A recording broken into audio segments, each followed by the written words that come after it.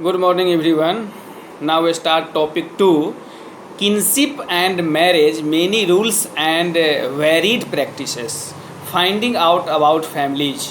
यानी कहता है दूसरा टॉपिक में कि बंधुता एवं विवाह, कि बंधुता और विवाह के बारे में, इसके बारे में क्या जानकारी थे, क्या नियम थे, क्या बिहेवियर्स थे, इस टॉपिक में इसके बारे में जानकारी प्राप्त करना है कि families are usually parts of a larger network of the people defined a relatives और to use a more technical term किनफॉल्क।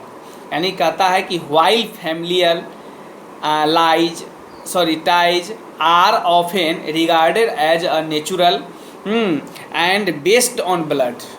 मानी जो फैमिली होता है उसको ब्लड रिलेशन वाले जो मेंबर्स होते हैं वो भी फैमिली के पार्ट्स होते हैं।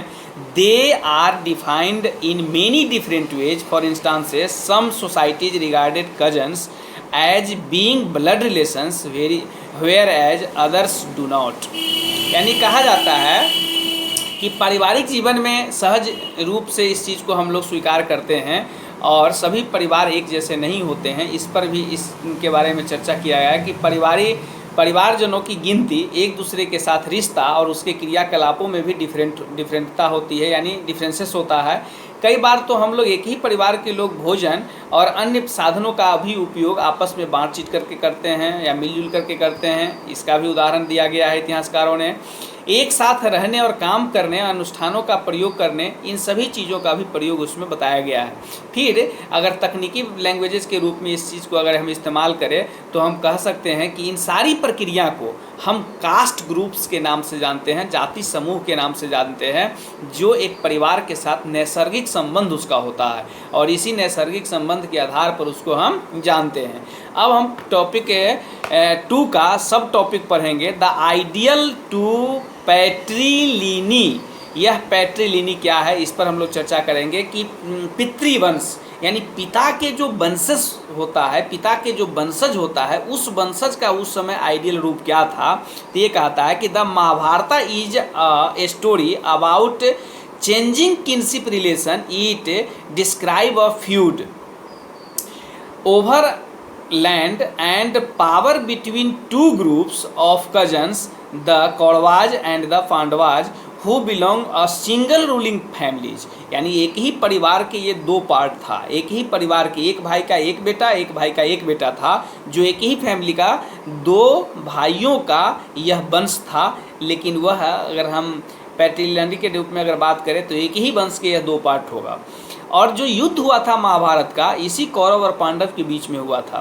फिर उसके बाद कहा जाता है कि Kauravas and the Pandavas who belongs to a single ruling family that of the Kurus a lineage dominating one of the janapada. फिर उसके बाद है the central story of Mahabharata reinforced the idea that it was valuable under patriliny. some could claim resources including the throne in the case of king of their father when the latter died। उसके बाद फिर कहा जाता है कि the concern with patriliny was not unique to ruling family, that is evident in mantras in ritual text such as the ऋग्वेदाज।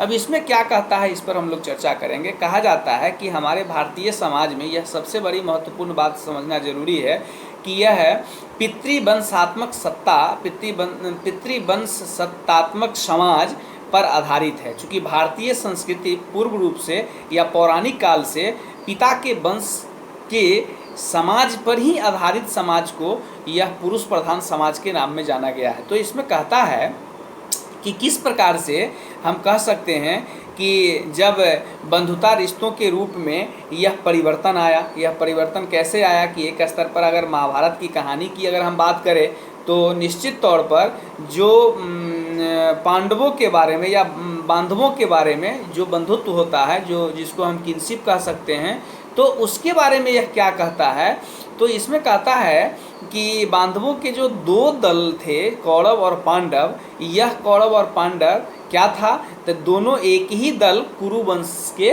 संबंधी थे। यानी इसका जो डेनेस्टी था वह कुरु वंश पर आधारित था। कुरु वंश के दो पुत्र हुए, तो एक कौरव वंश के रूप में हो गए और एक पांडव के रूप में हुए। तो पांडव के 5 पुत्र थे और कौरव के 100 पुत्र थे। इसके बारे में इसमें चर्चा दिया गया है। जैसा कि हम आगे फिर पढ़ते हैं, लगभग हम कह सकते हैं कि अधिकांश जो इसमें 6ठी शताब्दी ईसा पूर्व के लेकर के अगर हम पितृसत्तात्मक बातों पर अनुसरण अगर करें तो निश्चित तौर पर इसमें विभिन्न प्रकार के डिफरेंसेस है, और वह डिफरेंस कैसा है इस पर भी हम लोग विचार करेंगे। आगे चल कर के यह बताया हुआ है कि कभी पुत्र न होने पर उसके उत्तराधिकारी कौन बनेगा, तो दूसरों को उसका उत्तराधिकारी बना दिया जाता था। कभी कभी बंधु बांधव सिंहासन पर अपना अधिकार जमाते थे, और इस प्रकार के भी प्रासंगिकता, इस प्रकार के भी प्रारूप, इस प्रकार के भी प्रूफ मिले हैं जो इतिहासकार ने इस चीज़ को लिखा है। कहता है कि पितृसत्तात्मक जो समाज होती थी वह उसके प्रति काफ़ी झुकाव होता था, और शासन परिवारों की कोई अनूठी बात नहीं होती थी। जैसा कि ऋग्वेद में एक बात लिखी गई है, वह क्या लिखी गई है, तो कर्मकांडीय ग्रंथ के मंत्रों में भी यह बात स्पष्ट होती है। क्या स्पष्ट होती है कि धनी वर्ग के पुरुष और ब्राह्मण भी ऐसा दृष्टिकोण रखते थे उस समय में, और इसी दृष्टिकोण के आधार पर यह काम किया जाता था। फिर उसके बाद है रूल ऑफ मैरिज, कि विवाह के क्या नियम थे। विवाह के नियम में जो इतिहास के पुस्तकों के माध्यम से जो बताया गया है उस पर हम लोग विचार कर लें। यह बहुत अच्छी बात है कि while sons were important for the continuity of the patrilineage, daughters were viewed rather differently within this framework. फिर उसके बाद है कि daughter had no claims to the resources of the household at the same time marrying them into families outside the kin was considered desirable.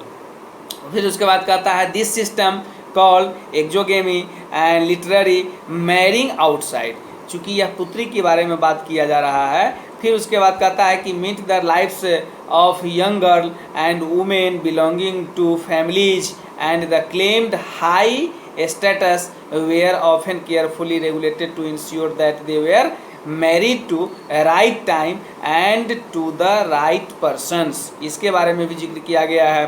From 500 BC these norms were compiled a Sanskrit text known as the Dharma Sutras, and the Dharma Sutras, the most important of the such works, the Manu Smriti, was compiled between Christ 200 BC and 200 CE। इसमें क्या कहता है कि विवाह के नियम के बारे में क्या चर्चा। आज भी विवाह के नियम है, हम लोगों के जो सोसाइटी है उस सोसाइटी में इस चीज़ को फॉलो किया जाता है, इस पर भी हम लोग विचार करेंगे। कहता है कि जो पितृवंश होते हैं उसको आगे बढ़ाने के लिए पुत्र महत्वपूर्ण भूमिका में होते हैं। इस व्यवस्था को हम पुत्रियों को अलग रूप से देखा जाता था उस समय में। पैतृक संसाधनों का उपयोग जो होता था उसका अधिकार पुत्री का नहीं होता था। गोत्र से बाहर उसका विवाह नहीं हो सकता था, क्योंकि एक ही गोत्र में विवाह नहीं होता है, और इस प्रथा को हम बहुविवाह के नाम से जानते हैं। यानी गोत्र से बाहर उनका विवाह कर देना ही उपेक्षित था, चूँकि एक गोत्र ब्लड रिलेशंस के रूप में मानी जाती है, ब्रदर और सिस्टर के रूप में उसका रिलेशन होता है। उसके बारे में भी इसमें जानकारी दिया गया है। और ये भी कहा जाता है कि लगभग 500 ईसा पूर्व मापदंडों के रूप में अगर हम बात करें तो धर्मशास्त्र नामक संस्कृत शब्दों का किया गया, और इसमें सबसे महत्वपूर्ण मनु स्मृति का भी है, जिसका लगभग जो कलेक्शंस है वो 200 ईस्वी से लेकर 200 ईसा पूर्व के बीच में हुआ था। तो अब हम बात करते हैं कि ये रूल ऑफ मैरिज था। मैरिज के क्या नियम है कि लड़का और लड़की का एक ही गोत्र नहीं होना चाहिए, और यह दोनों का डिफरेंट गोत्र होना चाहिए, और डिफरेंट गोत्र में ही विवाह होना चाहिए। अगर डिफरेंट गोत्र में विवाह नहीं होता है तो ऐसी स्थिति में इस चीज़ को मतलब एक सोसाइटल रूप से इसको परफेक्ट नहीं माना जा सकता है, और यह रियली आज भी हम लोगों के सोसाइटी में चल रहा है। अब हम लोग बात करते हैं कि द गोत्र ऑफ वुमेन। अब गोत्र ऑफ वुमेन क्या है, इस पर हम लोग चर्चा करेंगे कि महिलाओं की गोत्र क्या होना चाहिए। तो one Brahmanical practices evidence from 1000 BC onward was to classify people, especially Brahman, in term of Gotraj. Each Gotra was named after the Vedic seer and all those who belong to the same गोत्र were regarded to as a descendants। फिर है कि to rules about गोत्र where particularly important, women were expected to give up their father's गोत्र and adopted that of their husband on marriage, and members of the same गोत्र could not marry। यह बात बहुत ही important है। क्या important है कि अगर महिलाओं की गोत्र है, सपोज कीजिए भारद्वाज गोत्र होता है, काश्यप गोत्र होता है, सांडिल गोत्र होता है, ये सब जितने भी गोत्र है, अगर लड़का का सेम गोत्र वही होता है तो ऐसी स्थिति में वह विवाह सही नहीं माना जाता है। इसके बारे में इसमें चर्चा किया। कहता है कि ब्राह्मणिकल सिस्टम के आधार पर 1000 ईसा पूर्व के बाद यह प्रचलन आई और इस प्रचलन में गोत्रों के क्लासिफिकेशंस की बात किया गया और प्रत्येक गोत्र एक वैदिक ऋषि के नाम पर होता था और गोत्र के सदस्य ऋषि के वंशज माने जाते थे। इसीलिए दो नियम महत्वपूर्ण थे कि विवाह के पश्चात स्त्रियों की जो पिता होते थे वह पिता के स्थान पर पति के गोत्र को माना जाता था और एक ही गोत्र के सदस्य आपस में विवाह संबंध नहीं रख सकते थे। यह बहुत बड़ी बात है और आज भी यह चल रही है। हम लोग भी इस परंपरा को मानते हैं और इसी परंपरा के आधार पर हम लोग शादी करते हैं। कुछ सातवाहन शासकों के वंश की अगर हम बात करें तो राजाओं के पश्चिमी भारत में दक्षिण भागों पर भी शासन का कुछ बात बताया गया है, जो लगभग 200 ईस्वी से लेके लगभग दूसरी शताब्दी से लेकर के और दूसरी ईस्वी पूर्व तक सातवाहनों के अभिलेखों से प्राप्त हुआ है और इसी के माध्यम से इतिहासकार इन वैवाहिक रिश्तों के बारे में स्पष्ट दिशा निर्देश दिया गया है, जो दिशा निर्देश मनुस्मृति के आधार पर प्राप्त किया गया है और गोत्र के नियमों का अनदेखी नहीं की जा सकती है। इसीलिए महिलाओं की गोत्र होना चाहिए पुरुष के गोत्र के ठीक डिफरेंट और इसी डिफरेंट के आधार पर यह विवाह की प्रक्रिया किया जाता था। इसमें एक चीज़ और दिया गया है कि टाइप ऑफ मैरिज है, अलग अलग टाइप ऑफ मैरिज क्या है। तो एक मैरिज दिया गया है कि endogamy refers to a marriage within a unit.